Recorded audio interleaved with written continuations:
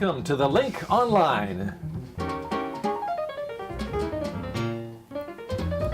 And with the scenes of Canada showing on our screen, we are back once again this week for another edition of the Link Online, the #1 show on Radio Canada International in English at this time. There you go. Well, I'm just waiting for us. Pictures are nice. Are we going to? There we are. I was wondering what happened to us. We were there. There we are. Yeah. And there's Marie-Claude. Hi, everybody. And Lavon Savants. Hello, everybody. And Lynn Desjardins. Hi. And me, Mark Montgomery. And on the show today, well, we have for you health news, deadly diseases. We have, we have Inuit language and a game that has become very popular. Are you taking over our headlines? No. I'm just sort of like Setting it up. Setting it up. Okay. And we have sex. Yes, we have sex. Not us. Lots of Not sex. us. Not us. Not us. But that's on the show. Yeah. So let's get into more detail now. Lavon, we'll start with you. Well, I'll speak with an aid worker in Kinshasa about the latest outbreak of Ebola in the Democratic Republic of Congo. All right, and Lynn? Oh, I'll tell you about a video game that was adapted from New Zealand to help Indigenous youth cope with mental health issues in Canada's Arctic region. And I will speak with the lead author of a new study on people who have multiple relationships, but all partners are okay with that. He's talking sexual That's sex. relationships. So that's coming up on the show today. On the Link Online. And you forgot to talk about the technicians who are Oh, well, we helping have our technicians today, Marc-André Deschamps and Benoit Durand, and of course the ever mysterious Pierre Dutil. I looked at his job description. You know what it said? Must know everything, must keep calm in the face of maniacal staff who are... Who are you talking about? Are you looking at me? Are you looking at me? Are you talking? Are you talking to me? All right. And he does that, though. You know, when our equipment breaks down and things don't work, we go to Pierre and go, Pierre! And our hair is flying out. And Pierre goes, take it easy. I have the answer. Yeah. So that's Pierre Dutil. Can he arrange for us to have a punch now? Excellent. See, All right, he can there do we go. There we go. anything. He's now, amazing. now we can get going on the show. All And right. we're going to start, actually, it's a very serious subject we're going to start with, and that is your topic, Lavon, about the United Nations and their appeal to Canada and others regarding this latest outbreak of the deadly disease Ebola. I thought we had this under control. Absolutely not. The United Nations is appealing to Canada and other countries for more financial help in helping to deal with this latest outbreak of Ebola in the Democratic Republic of Congo. It has already killed 872 people.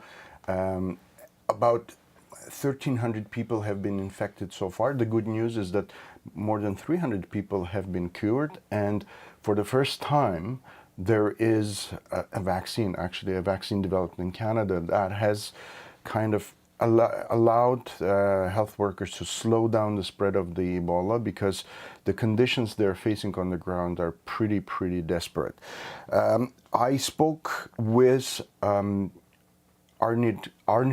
Spence. She's the World Food Programme's senior advisor in the Democratic Republic of Congo about the situation in on the ground there. And I reached her in Kinshasa, and I have to say, you have to forgive the quality of the line a bit. It was very hard to get a hold of her, but it was a very important story to hear.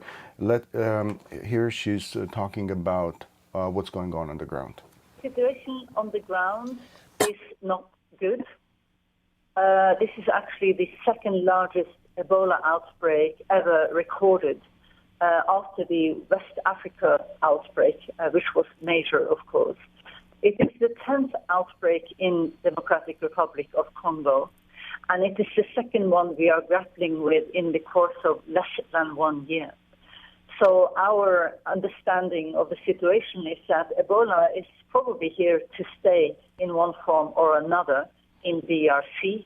It is a matter now of containing it, and with a view, obviously, to stopping the transmission chain altogether. But the fact that we are working in eastern DRC complicates the response in several ways. First of all, eastern DRC has been an active conflict zone for several decades with a multitude of armed groups, which makes it difficult to get access to the people who are affected by Ebola. What we have also witnessed in this outbreak is a high degree of community skepticism and fear, actually, of the medical response to Ebola. And that gives us a challenge in terms of communicating what we are doing and how our efforts can help the population. It is a population who have felt neglected for decades. This is due to their perception that they have been victims of all kinds of ills related to conflict, violence against civilians, displacement, a number of health issues and basic needs that have not been met. So they are critical of the sudden, what they perceive as the sudden international interest in helping to stop Ebola. And they perceive sometimes that we are doing it, the international community, out of a set of narrow self-interest rather than genuinely caring about the well-being of the population. So this is one of the key challenges that this response has been faced with, because without the active participation and support of the communities that are affected by Ebola, you can't actually bring it under control. And that was an excerpt of my conversation with Arnhild Spence. She's a senior partnership advisor with the World Food Program in Kinshasa, the Democratic Republic of Congo. And she said that in the last few weeks, there has also been a drastic deterioration in the security situation in the Ebola hotspots. Last week, a Cameroonian epidemiologist was killed, and two health workers were injured in an attack on Butembo University Hospital in North Kivu. Health workers in Butembo have actually threatened to go on strike as of next week if government authorities don't do more to protect them. And Spence says the WFP needs about $20.5 million US to deal with the Ebola crisis in the next 3 months, and they have just received only $6 million so far. Canada has been a major contributor.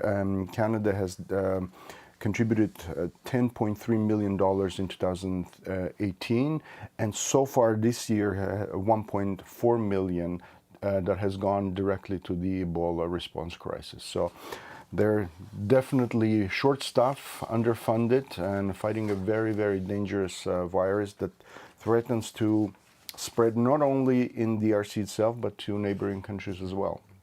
And on top of that, you've got these insurgents. Insurgents, militia groups, all kinds of problems. Yeah. Incredible that this would be going on when you have a crisis like that and people shooting each other. Well, and this is what she said also, that this is a crisis within a much larger crisis, because this part of DRC is already experiencing a huge humanitarian crisis. It's actually, after Yemen, Congo is the second biggest humanitarian crisis in terms of food insecurity. They're already feeding 5 million people there, and there's 11 million people who are food insecure.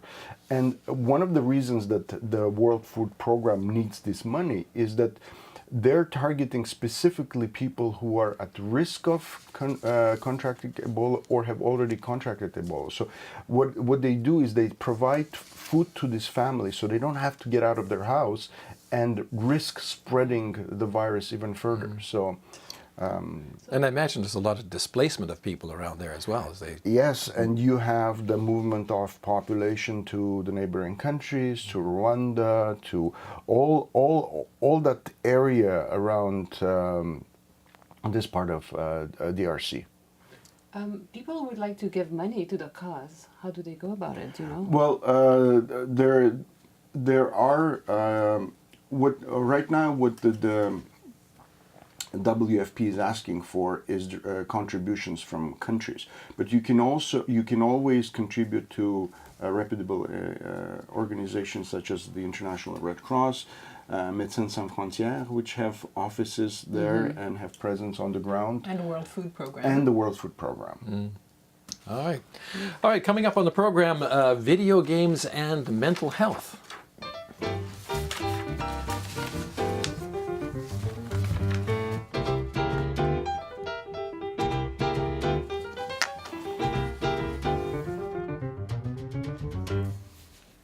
Well, I'd just say hello to listeners on Kauri 97.5 FM in Radio Nigeria, also World Radio Paris, and those listening to us on the shortwave service from Germany as well. So hello to you and welcome once again to the program. Now, we know that Indigenous youth in Canada have higher rates of mental health difficulties and a higher suicide rate than do other young people across the country. And many of them, of course, live in remote areas and have restricted or no access to counseling. And that calls for an innovative way to bring help. And Lynn, you were one who discovered this story and reported on it? Yeah, it's quite interesting, Mark. This is about a video game that was shown to be very helpful to Indigenous Maori youth in New Zealand. The game was adapted with the help of Inuit youth in Canada's Northern Territory of Nunavut. And I spoke with the person who initiated the project, Yvonne Bohr. She's a psychology professor at York University in Ontario. So the idea originated a few years ago when the government of Nunavut put out a call to investigate the possibility of providing remote interventions, so or electronic interventions possibly. And at that time, our research center, the LaMarche Center for Child and Youth Research, made a proposal to test, to trial a computer game that had proven to be quite helpful in another context with Maori youth in New Zealand. And in that context, it was shown that the youth really benefited from the game, and it was shown to be quite equivalent to face-to-face counseling for youth who had difficulties with depression and stress and anxiety. So you didn't want to just incorporate that game, Holus Bolus. What did you do? We did complete a pilot study first that was offered to 20 communities in Nunavut, 11 of which finished the pilot study with us. We did want to test drive the game to see if it was of any use whatsoever to the youth in those communities. And we did find from the feedback they gave us and some formal measures we administered at the time that there seemed to be a great deal of interest. Youth found the game useful, felt they were able to use the strategies, but the comment was that they would prefer a game that actually represented their own context. So they weren't too happy with the New Zealand accent and the scenery in the game as it didn't speak to them. And that's where the idea was born to apply for funding to modify this game and to actually adapt it, to have youth themselves adapt this game and make it their own, so make it an Inuit-specific game while retaining the content. So what kinds of changes were made?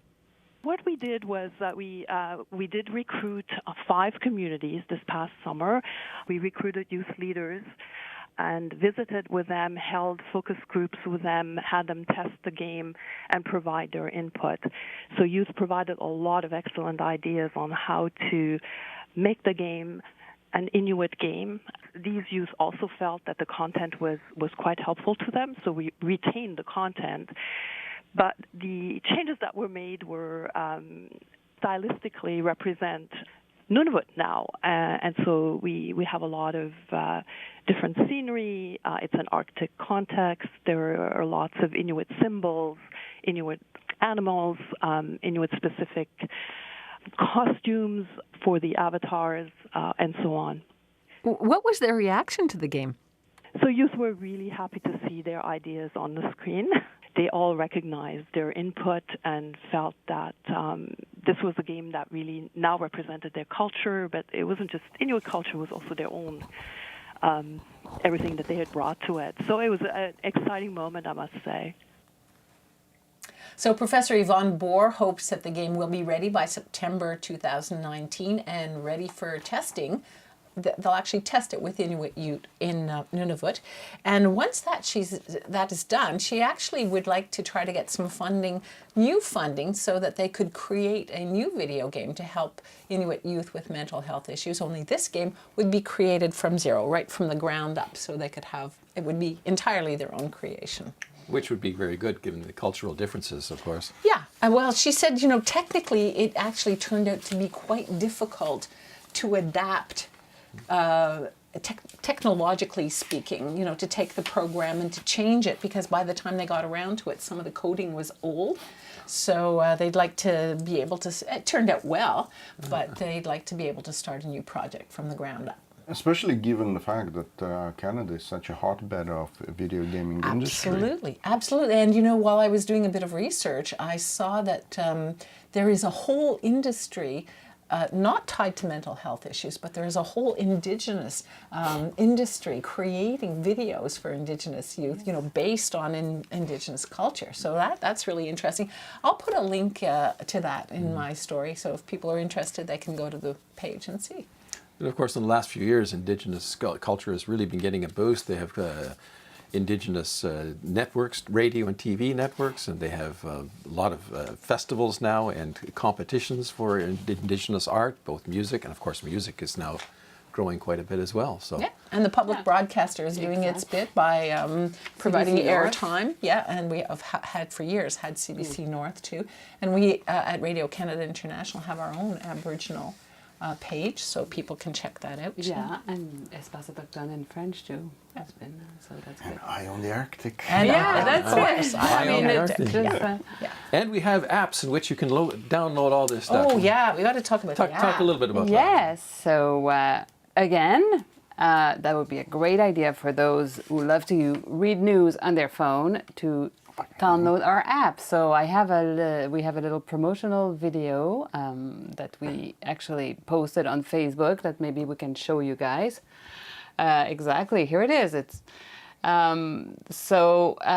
basically, if you have Android, you go to Google Play and you search for Radio Canada International and one of the 5 languages that you like, or more than one. So French, English, Espanol, Arabic, and Chinese. And you can access in a beautiful design our content, our news. And it's a free app. Free app. And that's it. I have the English and the French one on my phone. How about you, Levon? Yeah, me too. I'm just looking at our news feed from today, and it's actually very easy to use, and it's much faster sometimes than going over, on the internet or going through an internet browser. This way you get all our news, and it's really easy to switch between the languages. And if you want to learn another language, this is a good way. You want to brush up on your Spanish or Arabic or Chinese or French. Good way to do it. It's important to mention, though, that each language is not the translation of absolutely. So each section have their own personality, their own news, and it's very interesting to see what our colleagues do in other language, like what they think would interest people who speak Spanish about Canada and stuff like that. So it's really a great resource. All righty-o. Now, tell you, the things you learn doing this job. I learned some interesting things doing this job. And now I have to ask you, apparently, have you ever heard of ethical non-monogamy? Has that term ever come up in your life? That sounds very scientific. Ethical non-monogamy. Yes, and I even know someone who practices this. Oh, really? Yes. Well, see, you're ahead of the game for me. Now, as I was doing this story, I found out that apparently on these dating websites, people will often list, for example, ethical non-monogamy or consensual non-monogamy. Oh, okay. And what it is, it's also known as open relationships or polyamory. And people who are... Threesomes, foursomes, fivesomes. Sort of. But everybody knows about it, and everybody's okay about it. Yeah, exactly. Yeah. In theory. In theory. Apparently, according to the study, it works out fairly good. Now, the thing is, what it is you have your primary partner, a wife or husband or whatever, a primary partner, and you have secondary or other partners.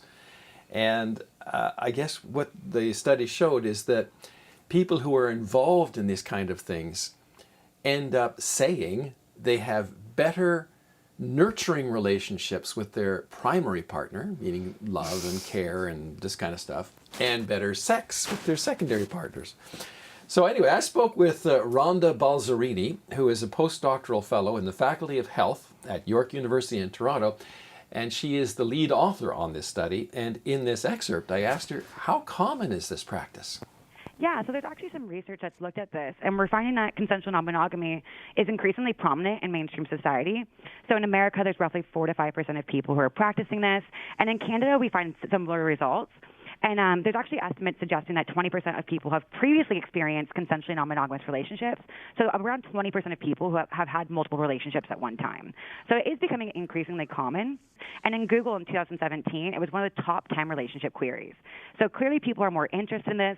The media is picking this up in shows like You, Me, and Her. And so we're seeing this more commonly in the media's portrayals, but also in people's interest through Google searches. What about the stigma of these things? I mean, obviously, like I said, it tends to be marginalized. So yeah, it definitely is marginalized. And we do find that people experience robust stigma. And so stigma towards individuals in multiple relationships has been previously found in a lot of different relationship research and documented. And in my own research, we found that those who have multiple partners often report less acceptance from their friends and family. And when you feel less acceptance from your friends and family, this often has downstream consequences. So you might be more likely to maintain your relationships in secrecy, and we tend to find you have lower commitment. So if your secondary partner is more stigmatized because your primary partner is someone you're married to, it might be that you maintain this relationship in higher eroticism because you're limited in the things you can do with them. So if you're my secondary partner and I can't bring you to work parties or to my family's Thanksgiving, I might be limited in the ways I can include you in my relationship. And so one of the dilemmas individuals face in these relationships is experiencing and managing the effects of stigma on their relationships. And this may detour some individuals from pursuing multiple relationships. But on the other end, what might provide you the opportunity or the desire to seek out these relationships is having that best of both worlds, eroticism and nurturance at the same time. How do you even broach this to your partner, saying, I mean, you're not giving me the sex I need, I got to look elsewhere. Are you okay with that, Yeah, I maybe wouldn't approach it that way. I maybe would instead say that most people have these conversations through really honest and open communication. So often when you talk to the polyamorous community, they'll say things like, everyone assumes all we do is have sex, but we in fact spend too much time talking. And so a lot of the kind of thresholds of these relationships is maintaining this really open and honest communication. And so you might actually decide to discuss the fact that your partner is not meeting your sexual needs, but in a more empathetic way. So you might instead say, you remember when we were first dating and we had this hot, steamy sex? Well, I really enjoy where our relationship's at now. Of course, it's harder for us to maintain that. And so you might broach the topic through discussing these like shortcomings that over time have come in your relationship. But it also might be more natural than that. So in some of the cases in my past research, we've asked people what their poly story was or how they got into polyamory. And some people discuss things like running into illnesses and not being able to go canoeing with your partner anymore or go dancing and wanting their partner to experience those things. So in some cases, it's not just about the sex. It's about being able to experience things that you can't with your partner anymore or experiencing things that your partner doesn't like. And in fact, let's say I like ballroom dancing and you don't. You might be relieved for me to find a partner who meets that need, so I'm not begging you to go ballroom dancing anymore. You state that there may be benefits for people who engage in this lifestyle, and that might seem to a lot of people to be counterintuitive because of jealousy and I mean, let's face it, a lot of relationships or couples break up nowadays because of things like this. Yeah, absolutely. Well, our results suggest that people who have multiple relationships experience more emotional support and care with their primary partners. And primary partners are the partners you tend to be with longer, have more ongoing commitments with. And then we also find that they have greater sexual gratification with their secondary partners.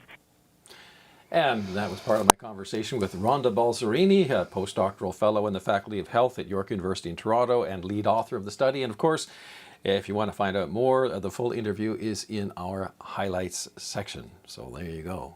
And you know somebody who... Here we are, speechless. Yeah. Well, it raises a lot of questions, that's for sure.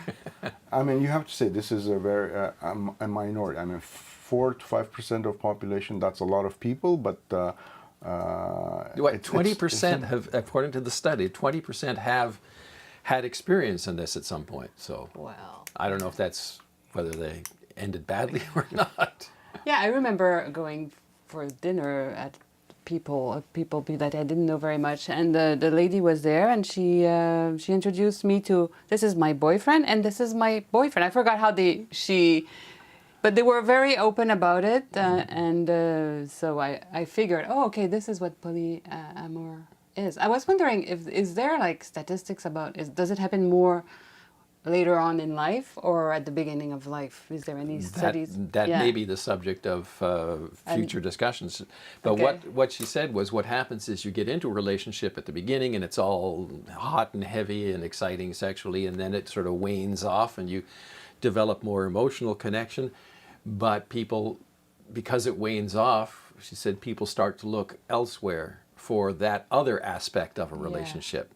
So apparently that's what goes on. But there has to be, and she said there's a stigma with this as well, because obviously not everybody in society will accept that kind of thing. I mean, not everybody is very comfortable if you go to a situation like that and you're introduced to, this is my husband and this is my boyfriend, or this is my girlfriend and my wife kind of thing, or whatever the thing is. But well, you have to look at the language that we use when we speak about relationships is very indicative of what are the accepted norms, like you're faithful or you're unfaithful, committed. It's so ingrained in us that you have to have one partner, but is it really written in our DNA, or is it really...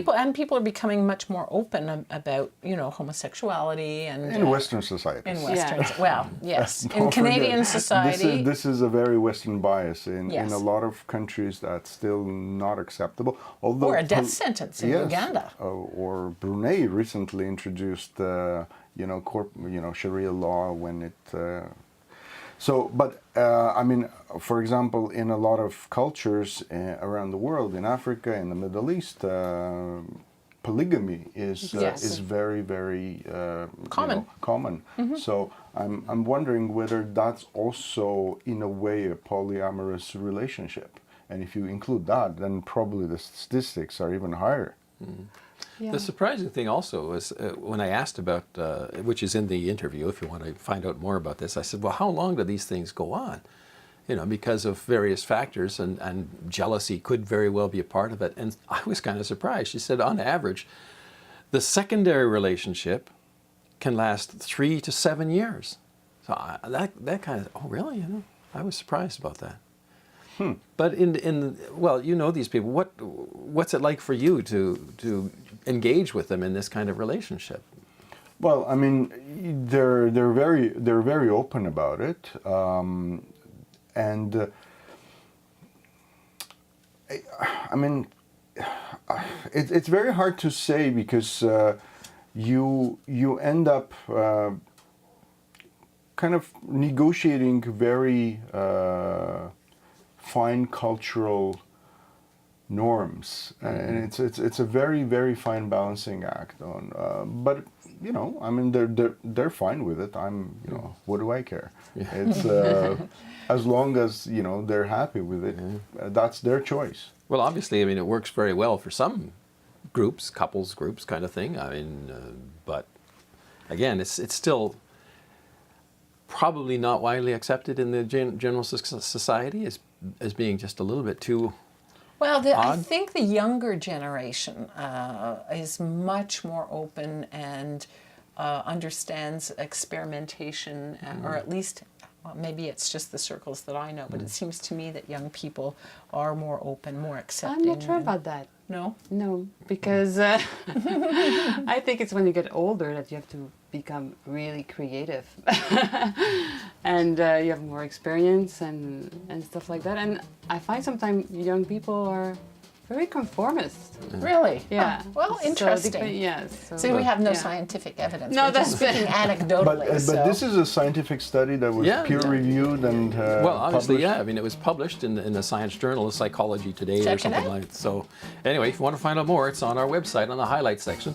Now, that is, of course, with the sound of the music in the background, that means it's almost time to say goodbye for this week. And so for Marie-Claude Simard, Levon Savuns, Lynn Desjardins, I'm Mark Montgomery, and in the technical control booth, we have Marc-André Deschamps, Benoit Durand, and Pierre Dutil. Till next week, take care. Bye-bye. Bye.